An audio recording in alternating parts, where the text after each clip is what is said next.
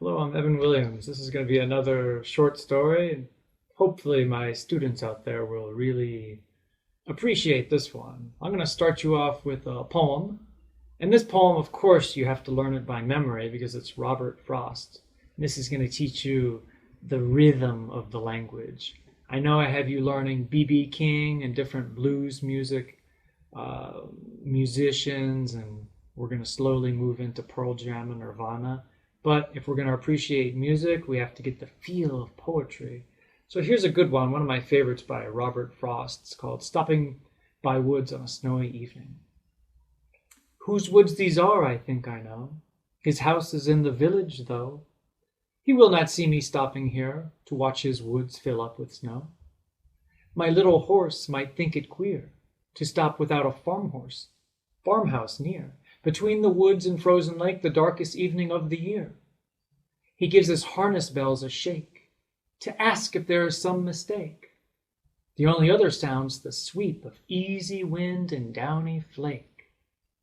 The woods are lovely, dark and deep, but I have promises to keep, and miles to go before I sleep, and miles to go before I sleep. That's one of my favorite poems by Robert Frost. So I want you to learn this one by memory. And the final verse, the woods are lovely, dark and deep, but I have promises to keep, and miles to go before I sleep, and miles to go before I sleep. I kind of experienced something like this when I was in Alaska. A really wild thing happened to me. It was unbelievable. So I remember 11 years ago, I was a literature teacher way up in the mountains of Tegucigalpa. And if nobody knows where that is, it's a capital city of an amazing country with probably the best soccer team, football team ever. And I happen to be wearing the jersey, Motagua. Those of you that know Motagua know the happiness that I'm talking about.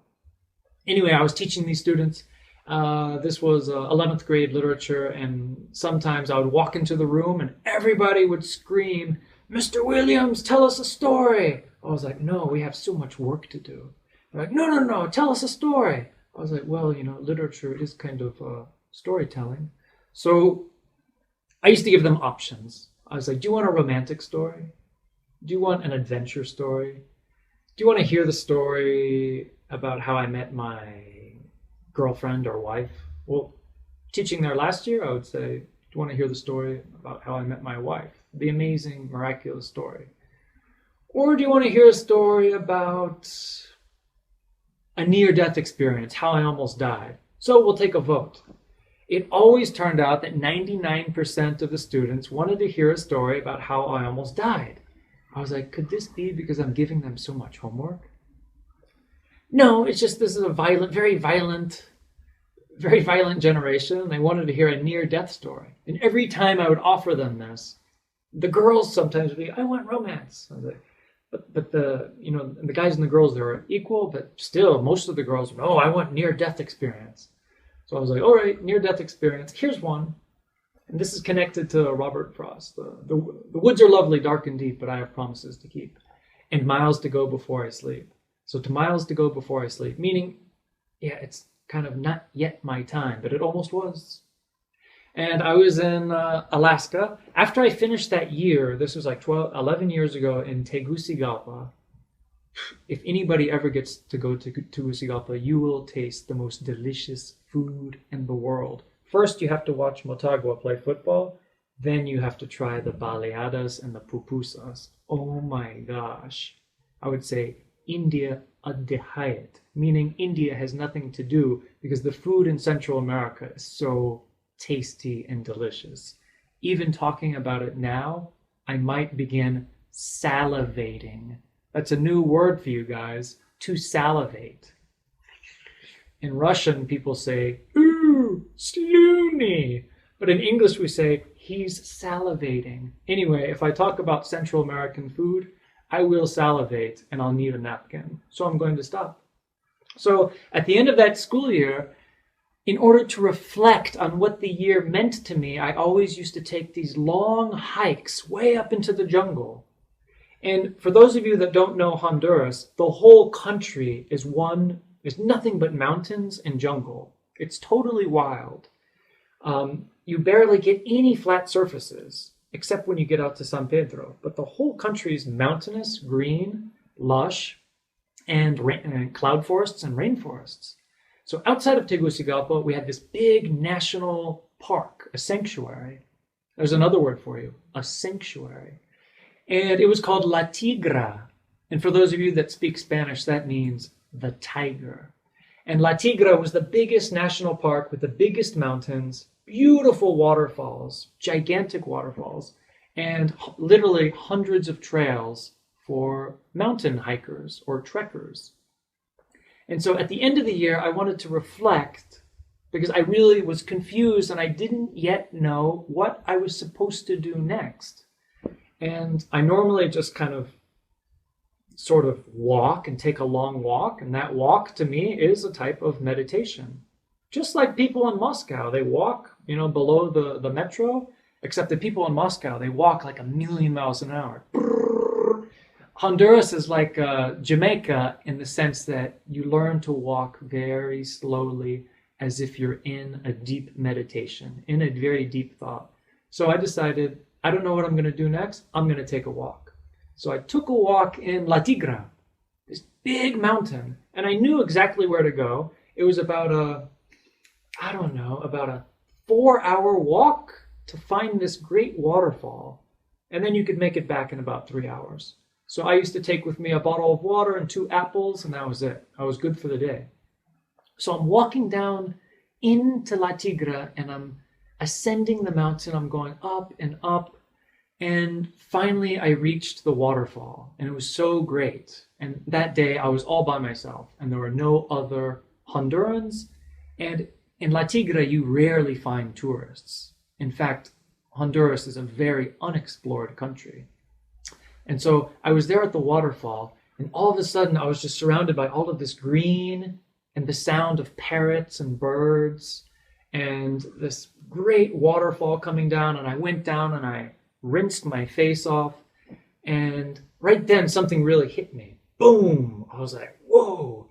And what hit me was just a thought, an idea, and I thought, man, it would be really cool and amazing to go to Alaska. Not only do I have one connection there, but the whole, especially the southeast part of Alaska, is nothing but rainforest. And I figured out whenever I'm in the rainforest, I'm like really happy. Always happy. It's like, my friends are here. And so that thought hit me, and then I just pondered. I just let it sit there, and I looked at it. I was like, very interesting.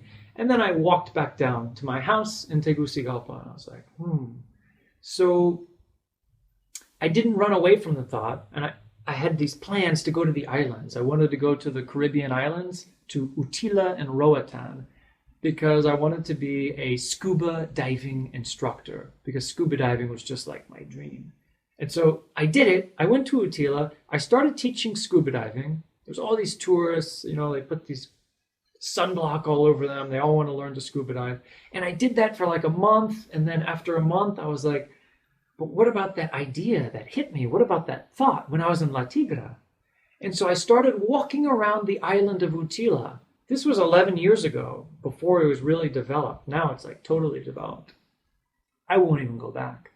So I was walking around Utila on the shore, and it hit me again, this whole idea of going to the rainforest, of like the Alaskan rainforest. Where did this idea come from? I don't know. Who sent this thought? I don't know. Why did it come to me? I don't have these answers. It just came. And then there it was. And I had to deal with it. So I couldn't live my life until I had dealt with this problem. So I said goodbye to Utila. I said goodbye to Honduras. I got on a boat, and this boat took me to the mainland. And from the mainland, I flew to Miami. And in Miami, I saw my brothers and my family. And they're like, hey, Evan, very nice to see you. We haven't seen you in like 2 years. I was like, yeah, but I have to go to Alaska. And everyone was all confused. Like, oh, no, you have to stay. I was like, no. I had an idea. I have to go. Boom. And in 3 days, I was in Alaska. I didn't know really what I was going to do. I went to Washington State. I jumped on a boat. And this boat takes you way up into Alaska. When I got into Southeast Alaska, I called this one connection I had who was a wildlife biologist. And her job was to track gray wolf, put these little radio collars around them, track them by float plane, and study the population of gray wolf. I was like, man, this is far out. That's another word for you guys to learn, far out. So this was a really far out assignment. And so all year, basically, I was in Southeast Alaska, hiking these trails, setting these little traps in order to catch wolf. And after we had caught these wolves, we would radio collar them and then track their population. But this only took like 2 or 3 days out of my week. The other days I was free. So I bought this big ocean kayak. And that's all I did for sometimes I would do this 5 days a week, nothing but kayak. It was like Forrest Gump running across the country. They asked Forrest Gump, why are you running? Are you doing this to raise money? He said, no, I'm just running. And so when I was in Alaska, it was so beautiful, untouched, old growth forests and wild animals everywhere and whales everywhere. And the kayaking was so amazing that I was drawn to it. So every morning, if I woke up at 6 o'clock, I would run out and go kayaking. And so even when I went to the mainland to buy groceries or something, I would have to kayak like 6 kilometers. But it was wonderful. I loved it. I got kind of strong in the upper body because I would just do it every day. And everywhere I went, I was on the kayak. Sometimes killer whales would pop up near me. Sometimes humpback whales would breach. And sometimes I was a little bit afraid because I was just like, my kayak was basically compared to these whales like a little cork just floating in the water. And everything was totally, totally cool. It was the most amazing year I have ever spent. And this is why I encourage my students, when I told the other story of mutual arising, to go to a place where you have never gone before and to have no purpose when you go into this place, but just figure things out while you're there and watch how things happen. And so when I went to Alaska, I went with this mentality. Like, what am I going to do here? How am I going to eat? Oh, how am I going to make money? I was like, no, I'm just going to kayak. That's it. And then if I get bored, I'll start reading some books. But the cool thing about Alaska is the people are so friendly. As soon as you're there, you start making friends. Friend. Everybody's friendly. But to get to the point of the story is I almost died. And this is what my students love to hear. They love to hear when Mr. Williams, when Evan almost died. Then they're all like, oh, he almost died. So here's how it happened. I told my friends I wanted to go on a big trip. Because once I had conquered the little trips, 6 kilometers, 15 kilometers, I wanted to go on a big one. And I said, I want to kayak way down to Sandy Beach, which is so far away. And I want to spend the day there on the beach reading my favorite book. I can't remember what book it was at the time. It could have been a book of poetry. But anyway, I used to take these little books with me, and I used to really kayak to islands. Because there's hundreds of islands with nobody. So you could kayak to your island for a day and spend that day on your own island. Do whatever you want. Set a fire, cook food, read a book, stand on your head. Anything you want to do, it's your island. And that's what Alaska is kind of like. Just a tremendous experience of freedom. So there's one day I told my friends, because in Alaska we didn't have cell phones, nothing. And so you just basically communicate with people. It's cool. It's the way the people used to do it. So I told everybody, I'm going to go on this trip. It's a far trip. I said, I'm going to Sandy Beach. I'm going to read my book there, and then I'm going to paddle back. So I started off at like 4 a.m. The water was like glass, beautiful, very transparent. I could see what's happening below me. Finally, I got way out into the channel. This is a huge channel, basically the Pacific Ocean. Huge waves started coming. And I started looking around. I saw a couple of sea lions. I saw a couple of seals. And then coming straight at me was this humpback whale. And I saw him breach. He came out. And then he kind of went under. And I was like, whoa, he's going to come up again. Because he was like on the move. And so I kind of moved my kayak over. And boom, he comes up right next to me. and I saw like the whole thing, and his, the wake that he sent over kind of moved my kayak like this. That's not the near-death experience. That was like a really cool experience. But the thing about being on a kayak in Alaska is if you tip over, if you get wet, the water there is so cold, you will die within 5 minutes of hypothermia. The water is extremely freezing. It's not like the Black Sea where you can go like swimming whenever you want. No, if you go in there, you'll die in 5 minutes. And you'll die in 5 minutes because there won't be anybody around you. The next person you could find will be an hour away. And so I was always very cautious on the kayak. Anyway, I started going where I was supposed to go, down the shore. But the wind kept picking up, and the waves kept picking up. But this was a wind from behind me that was pushing me forward. But I was like so, I guess, naive or inexperienced. I was like, oh, cool, I'm going to get there faster.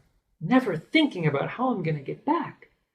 And so the wind is pushing me. These huge waves are pushing me. And I'm almost surfing, like going down the shore.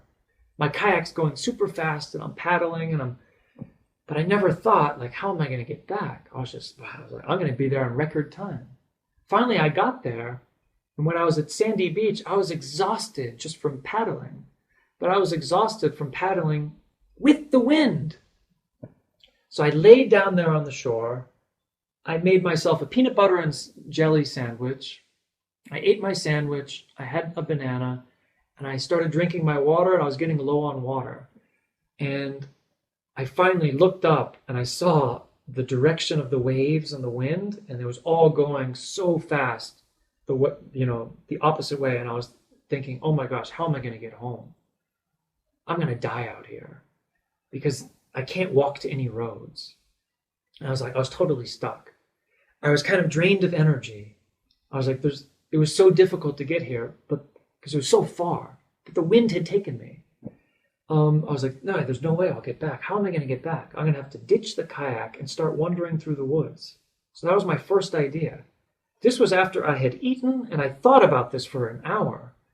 But then the sun was going down, and I wasn't ready to spend the night outside. If you spend the night outside in Alaska, you'll freeze to death. It's so cold. You're just dead. Like, drunk people in Siberia who get wasted on vodka and they fall down and they pass out, they die. And so that's what it was going to be. I was like, man, I'll die if I have to spend the night. And I can't go through the woods. I don't know what's there. But that was my first idea. So I ditched the kayak. That's a new word for you, to ditch something. I ditched the kayak. I ditched everything. I had already finished my food. So I just had my water bottle and my book. And I wasn't really interested in reading because my mind was all, panicky. So I started walking through the woods, and immediately I stopped because I saw all of this leftovers from what a bear had done to a deer. And then I saw fresh doo-doo of a bear. And I saw a deer scat all over the place. So I was like, oh man. And this was like a very old growth area. I was like, man, there's bear here. There's black bear. There could be other kinds of bear. I was like, no. I had no gun. I was like, I'm not going to walk through this forest. No way. I don't even know where it leads. So I went back to my kayak. And there the sun was slowly going down. And the wind was still very strong. And I was like, yeah, I spend the night here, I'll die. There's no way I could beat this wind going back. It's too far. I don't have the energy. So I just put my hand again, like in my face, and I was thinking, what am I going to do? I don't want to die. I was like, no, I can't die. I'm only like 22 years old. I was like, I have this whole life ahead of me. I can't die here. And I couldn't leave this kayak either, because this was a horribly expensive kayak. And I couldn't walk back on the shore because it was way too jagged, and it would have meant going back into the woods again and getting lost. So I said, no, I'm going to kayak back. So I jumped into the kayak and I started fighting the waves. And it was just one wave after another and after another. And I even saw some whales, some humpback whales over to my left. And they were kind of coming out of the water too. And they were all going in the same direction. And that was it. I just kept going. And I saw some sea lions over to my right. The sea lions were to my right. The whales were to my left. And I was just like, well, they're here, so I'm gonna do it too. And I just kept going.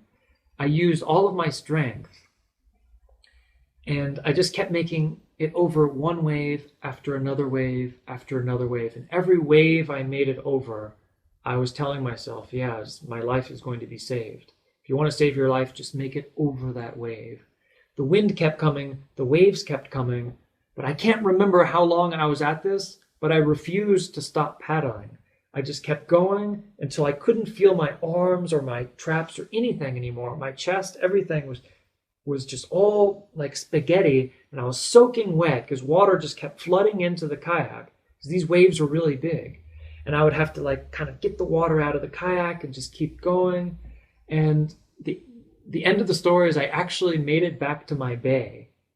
And when I made it back, my arms were so tired I couldn't even carry the paddles. And I made it finally back into my channel, and I was kayaking like this, just kind of like pulling at the paddles.